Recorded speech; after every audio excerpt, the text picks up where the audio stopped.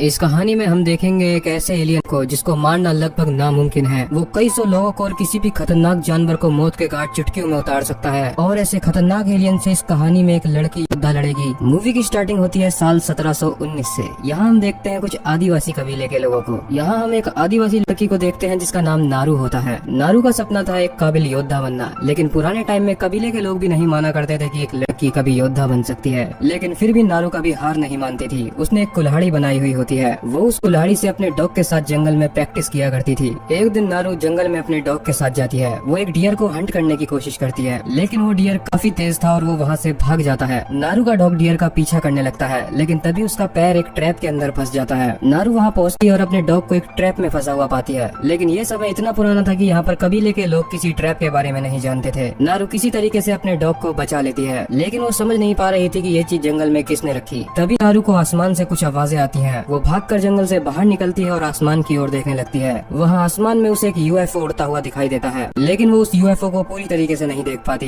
ये कहानी 1719 की है और इस टाइम पर कोई भी इंसान यूएफओ के बारे में नहीं जाना करता था। नारू को लगता है वो कोई थंडरबर्ड होगी, इसीलिए वो उस चीज पर ज्यादा गौर नहीं करती। तभी वहाँ पर नारू का भाई ताबे पहुँच जाता है। ताबू कबीले का काफी अच्छा योद्धा था। उसका निशाना इतना पक्का था कि वो एक ही तीर से उड़ती हुई ईगल को मार डालता है। नारू ताबे से बोलती है एक दिन वो भी काफी बड़ी योद्धा बनेगी और अपने कबीले की चीफ योद्धा बनेगी। लेकिन उसका भाई ताबे बोलता है कि वो उसके बस की काम नहीं, क्योंकि उसके लिए उसे काफी बड़े शिकार को मारना होगा और ये काम वो कोई एक छोटी सी कुल्हाड़ी से नहीं कर सकती। लेकिन नारू को ये बात बुरी लग जाती है। अब नारू घर पहुँचती है और अपनी माँ से अपने योद्धा बनने के सपने के बारे में बात करने लगती है। लेकिन नारू की माँ का मानना भी यही था कि लड़की कभी योद्धा नहीं बन सकती और उसे अपनी माँ की तरह जड़ी बूटियों के बारे में सीख लेना चाहिए, ताकि वो कबीले के जख्मी हुए लोगों को मौका आने पर बचा सके। अब सीन शिफ्ट होता है और हमें उसी एलियन स्पेसशिप को दिखाया जाता है जो नारू ने आसमान में उड़ते हुए देखी थी। इस स्पेसशिप के अंदर से एक एलियन बाहर आता है जिसको इस मूवी में प्रेडेटर बोला गया है। प्रेडेटर एक एलियन था जो कि बाहरी दुनिया से आया था। उसके पास काफी आधुनिक टेक्नोलॉजी थी। वो धरती पर आते ही गायब हो जाता है। दूसरी साइड नारू जंगल में फूल को इकट्ठा कर रही थी। दरअसल में ये फूल जड़ी बूटियों का काम करते हैं। लेकिन तभी उसे कुछ कबीले वालों की आवाज आती है। वो भागकर वहाँ जाती है। वहाँ उसे पता चलता है कि एक शेर उनके कबीले के एक लड़के को उठा कर ले गया है और वो लोग उस लड़के को ढूंढने जा रहे हैं। उनके साथ नारू का भाई टाबे भी होता है। नारू उसके साथ जाने के लिए जिद करने लगती है, लेकिन टाबे उससे मना करता रहता है। नारू बोलती है अगर वो लड़का जिंदा हुआ तो मैं उसकी जड़ी बूटियां लगाकर इलाज करने में मदद कर सकती हूँ। टाबे ये बात मान जाता है और उसे अपने साथ ले जाता है। दूसरी साइड जंगल में हमें एक सांप को दिखाया जाता है। सांप ने उस एलियन प्रेडेटर को महसूस कर लिया था, लेकिन प्रेडेटर गायब था और वो सांप को उठाकर बीच में से अलग कर देता है। दूसरी साइड कबीले के सभी लोग उस लड़के को ढूंढ रहे होते हैं और आखिरकार वो उन्हें मिल भी जाता है। नारू उसके पास पहुँचती है और देखती है कि वो जख्मी पड़ा हुआ था, लेकिन नारू को ये बात समझ नहीं आती क्योंकि शेर कभी भी अपने शिकार को जिंदा नहीं छोड़ता। अब नारू उस लड़के के कुछ जड़ी बूटियां लगाने लगती है। तभी वो अपने पास से एक ऑरेंज फूल को निकालती है। दरअसल में इस ऑरेंज फूल को खाने के बाद किसी भी इंसान का बॉडी टेम्परेचर कम हो जाता है, जिससे उस लड़के का ज्यादा खून नहीं बहेगा और खून बहने की वजह से उसकी मौत नहीं होगी। अब कबीले के लोग उस लड़के को उठाकर ले जाने लगते हैं, लेकिन ताबे अकेला ही शेर का शिकार करने जा रहा था। नारू उससे बोलती है कि वो भी उसके साथ जाएगी, क्योंकि वहाँ खाली शेर ही नहीं है, उसके अलावा कोई और भी वहाँ है। उसको लग रहा था कि शेर जब उस लड़के का शिकार करने के लिए आया होगा तो उसे किसी और चीज ने डरा दिया होगा, इससे शेर वहाँ से भाग गया। लेकिन ताबे उसकी कोई बात नहीं सुनता और वो नारू को बाकी लोगों के साथ घर भेज देता है। अब नारू जब घर लौट रही होती है तो रास्ते में उसे वो सांप पड़ा हुआ मिलता है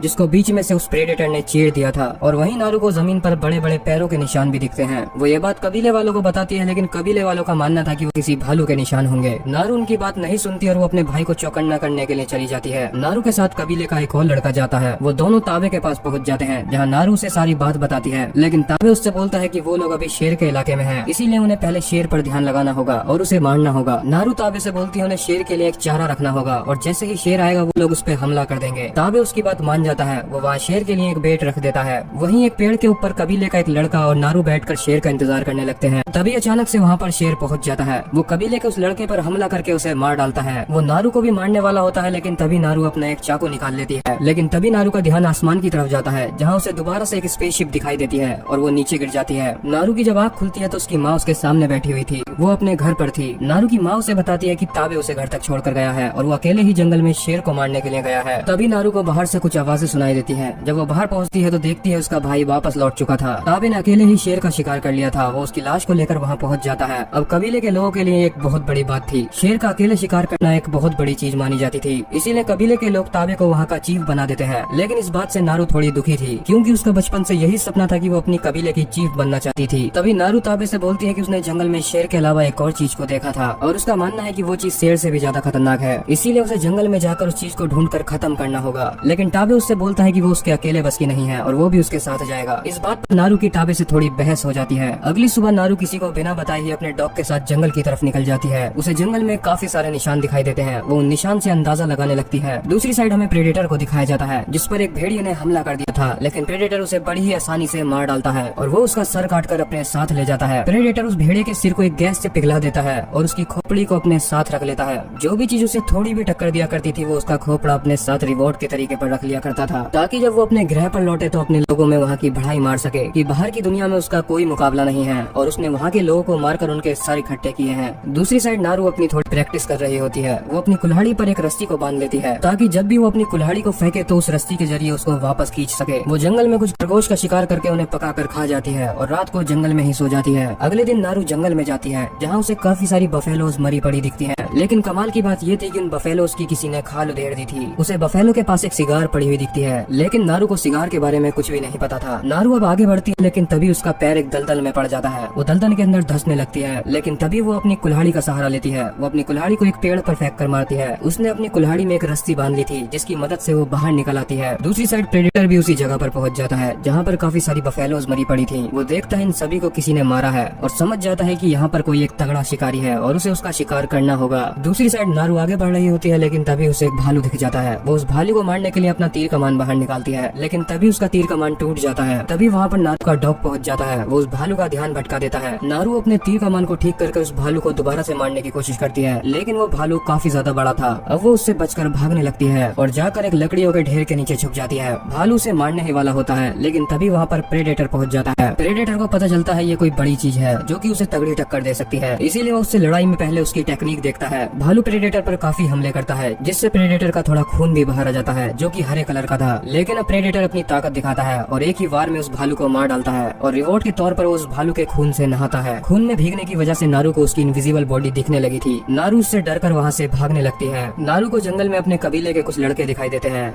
वो लड़के नारू को ही ढूंढने के लिए आए थे और ताबे उसे कहीं दूसरी साइड ढूंढ रहा था। वो नारू को अपने साथ जाने के लिए बोलते हैं, लेकिन नारू उनसे बहस करने लगती है, जिस पर नारू के एक लड़के से लड़ाई भी हो जाती है। अब वो नारू को बांधकर साइड में बैठा देते हैं। तभी उन्हें जंगल में से कुछ आवाजें सुनाई देती हैं। वहाँ से एक छोटा सा जानवर बाहर आता है। वो लड़का उस जानवर को उठाकर शो ऑफ करने लगता है, लेकिन तभी उसकी बॉडी पर कुछ लेजर पड़ती है। ये पुराना समय था तो लेजर के बारे में किसी को नहीं पता होता। तभी उसके सीने में कुछ तीर आकर घुस जाते हैं और वहाँ पहुँच जाता है प्रेडेटर। अब प्रेडेटर अपने असली रूप में आ जाता है और सबको दिखाई देने लगता है। दरअसल में उसके सर पर एक मास्क लगा हुआ था और ये मास्क काफी ज्यादा हाई टेक्नोलॉजी का था। उसी मास्क के जरिए वो किसी भी इंसान पर बड़ी ही आसानी से एम कर लेता था और अगर उसका एक बार किसी चीज पर एम लॉक हो गया तो उस चीज को कोई नहीं बचा सकता। जैसे कि अभी उसने उस लड़के पर लेजर से एम कर तीर मारे थे। कबीले के बाकी लड़के प्रेडेटर पर हमला कर देते हैं, लेकिन उसके लिए किसी इंसान को मारना ज्यादा बड़ी बात नहीं थी। वो बड़ी ही आसानी से उन कबीले वालों को मार डालता है। नारू वहाँ से बचकर भाग निकलती है। आगे जाकर नारू को अपने कबीले का एक और लड़का मिल जाता है। वो लोग झाड़ियों में छुप जाते हैं, लेकिन प्रेडेटर का मास्क हाई टेक्नोलॉजी का था। दरअसल में प्रेडेटर किसी भी इंसान को नहीं देख सकता था,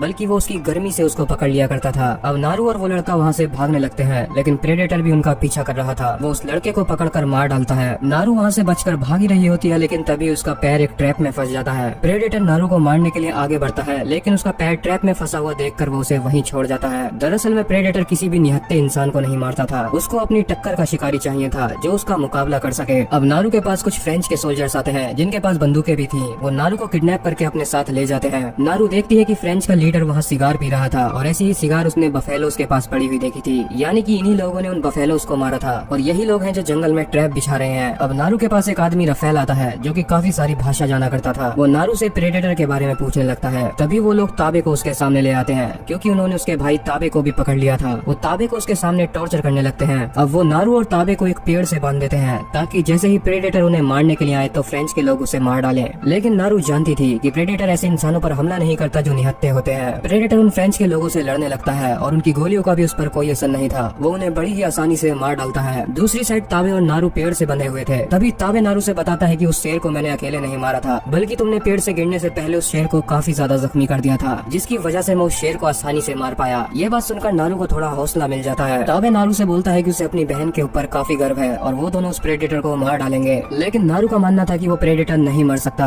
जिस पर ताबे बोलता है कि अगर उसका खून निकलता है तो वो मर सकता है। दूसरी साइड प्रेडेटर फ्रेंच के लोगों से लड़ रहा था। वो उनके ऊपर अपने अलग अलग औजारों को ट्राई कर रहा था, मानो जैसे वो उनके साथ खेल रहा हो। उसके पास एक ऐसी शील्ड थी जो कि किसी भी इंसान की गर्दन बड़ी आसानी से अलग कर सकती है। दूसरी साइड नारू अपना दिमाग लगाती है और अपने भाई की और अपनी रस्सी को एक ट्रैप से खोल लेती है। अब नारू अपने डॉग को बचाने के लिए फ्रेंच मैन के बेस पर जाती है, जहाँ उसका सामना काफी सारे फ्रेंच के लोगों से होता है, लेकिन वो उन्हें मार डालती है। तभी वहाँ पर घायल रफेल पहुँच जाता है। उसकी एक टांग टूट चुकी थी। वो नारू के ऊपर गन पॉइंट कर देता है। वो नारू से बोलता है, अगर तुम मेरा पैर ठीक करने में मेरी मदद करोगी तो मैं तुम्हें अपनी बंदूक चलाना सिखाऊंगा। नारू उसकी बात मान जाती है और वो उसकी थोड़ी मरहम पट्टी करती है, जिसके बाद वो उसे वही ऑरेंज फूल खिला देती है, जिससे रफेल का बॉडी टेम्परेचर थोड़ा डाउन हो जाता है। अब वादे अनुसार रफेल भी उसे अपनी बंदूक चलाना सिखा देता है। लेकिन तभी वहाँ पर प्रेडेटर पहुँच जाता है। नारू भागकर एक पेड़ के पीछे छुप जाती है। रफेल वहीं लेटा हुआ मरने का ड्रामा करने लगता है। अब क्योंकि प्रेडेटर सिर्फ इंसान को उनकी हीट से पकड़ सकता था तो वो उसको नहीं देख पाता, क्योंकि रफेल ने वो फूल खा लिया था, जिससे उसका बॉडी टेम्परेचर डाउन हो चुका था। लेकिन तभी प्रेडेटर का पैर रफेल के पैर पर रखा जाता है, जिससे उसकी चीख निकल जाती है और प्रेडेटर उसे भी मार डालता है। लेकिन अब इससे नारू को थोड़ी सीख मिल चुकी थी। वो समझ गई थी इस फूल को खाने से बॉडी टेम्परेचर डाउन हो जाता है और फिर उस इंसान को प्रेडेटर नहीं देख सकता, तो अब इसका फायदा नारू उठाने वाली थी। तभी वहाँ पर नारू का डॉग पहुँच जाता है। वो प्रेडेटर के ऊपर हमला करने वाला होता है, लेकिन प्रेडेटर उसके ऊपर अपनी लेजर पॉइंट कर देता है। इतने में ही वहाँ पर ताबे पहुँच जाता है। वो प्रेडेटर के सिर पर हमला करता है, जिससे उसका मास्क नीचे गिर जाता है। अब क्योंकि वो अपने मास्क से ही टारगेट पॉइंट करता था, इसीलिए उसका मास्क एक पेड़ के ऊपर टारगेट पॉइंट कर देता है। अब प्रेडेटर जब तीर चलाता है तो वो तीर सारे उस निशाने पर जाकर लगते हैं जहाँ उसका मास्क पॉइंट कर रहा था। इस चीज को नारू नोटिस करती है और वो समझ गई थी कि उसके मास्क के अंदर ही वो टारगेट लगा हुआ है। अब ताबे प्रेडेटर से लड़ने लगता है। वो काफी अच्छा योद्धा था तो उसे थोड़ी टक्कर भी देता है। वो उसे थोड़ा मारता भी है। इस चीज का फायदा उठाकर नारू उसके ऊपर बंदूक से हमला करती है, लेकिन उससे बंदूक अभी पूरी तरीके से चलानी नहीं आई थी। आखिर में प्रेडेटर अपने शिकारियों को तगड़ा देखकर गायब हो जाता है। वो समझ चुका था कि ये शिकारी थोड़े खतरनाक हैं। अब ताबे नारू से बोलता है कि वो वहाँ से भाग जाए, लेकिन इतने में ही प्रेडेटर ताबे के शरीर में 2 तलवार घुसा देता है। अब ताबे मर चुका था। नारू वहाँ से भाग जाती है। नारू घर पहुँचती है और सबको यह बात बता देती है। अपने भाई की मौत के बाद से नारू बहुत ज्यादा टूट चुकी थी। नारू जंगल में एक नदी के पास बैठी होती है। तभी उसे सामने वो फ्रेंच का लीडर दिख जाता है। वो प्लान बनाती है और उस लीडर को अकेले ही पकड़ लेती है। अब नारू उससे बोलती है उसने उसके भाई को टॉर्चर किया था तो वो भी उसे टॉर्चर करेगी। वो उसे एक चारे की तरह इस्तेमाल करती है। जैसे ही प्रेडेटर उसे मारने के लिए आएगा वो प्रेडेटर पर पीछे से हमला कर देगी। अब नारू उसी फूल को खा लेती है, जिससे उसका बॉडी टेम्परेचर डाउन हो जाएगा और प्रेडेटर उसे स्कैन नहीं कर पाएगा। प्रेडेटर वहाँ पहुँचता है और बड़ी आसानी से उस फ्रेंच लीडर को मार डालता है। नारू उसके ऊपर अलग अलग जगहों से हमला करने लगती है, क्योंकि प्रेडेटर उसे अब स्कैन नहीं कर पा रहा था। नारू उसके पीछे से गोली चलाती है, जिससे उसका मास्क नीचे गिर जाता है। अब नारू प्रेडेटर के मास्क को लेकर वहाँ से भाग जाती है और एक जगह पर ले जाकर रख देती है। वो उस जगह पर काफी सारे ट्रैप तैयार करने लगती है। तभी वहाँ पर प्रेडेटर पहुँच जाता है। नारू उससे लड़ने लगती है और वो काफी अच्छे योद्धा की तरह उससे लड़ रही थी। इस काम में उसका डॉग भी उसका साथ दे रहा था। वो इतना अच्छा लड़ रही थी कि वो प्रेडेटर का एक हाथ भी काट डालती है। अब प्रेडेटर अपना सबसे खतरनाक औजार निकालता है। वो एक शील्ड के जरिए नारू को मारने वाला था, लेकिन तभी नारू उसका दांत उखाड़कर उसके ही मुंह पर मार देती है। अब वो उसका पैर भी काट देती है और अपनी कुल्हाड़ी में रस्सी की मदद से वो उसको उसी दलदल में गिरा देती है। अब प्रेडेटर के पास अपने तीर का इस्तेमाल करने के अलावा कोई चारा नहीं बचा था। दरअसल में नारू यही चाहती थी, क्योंकि उसने उसके मास्क को ऐसी जगह पर सेट किया था जहाँ से उसका मास्क प्रेडेटर के सर पर ही निशाना लगा रहा था। जैसे ही प्रेडेटर तीर चलाता है वो तीर उसके ही सर में आकर लग जाते हैं और प्रेडेटर मर जाता है। अगली सुबह नारू अपने कबीले पहुँचती है। उसके हाथ में प्रेडेटर का कटा हुआ सर था। ये देखकर उसकी माँ काफी ज्यादा खुश होती है। नारू ने अकेले ही बहुत बड़े शिकारी को मार डाला था, इसीलिए उसे एक काफी खतरनाक योद्धा बना दिया जाता है। वो अपने कबीले की चीफ योद्धा बन जाती है। आखिर में हमें एक ड्राइंग दिखाई जाती है जहाँ पर नारू के कबीले के ऊपर काफी सारी स्पेसशिप पहुँच चुकी है, यानी कि वहाँ पर और भी प्रेडेटर आ चुके हैं, यानी कि नारू का पूरा कबीला खतरे में है। इसी के साथ यहीं पर ये मूवी खत्म हो जाती है।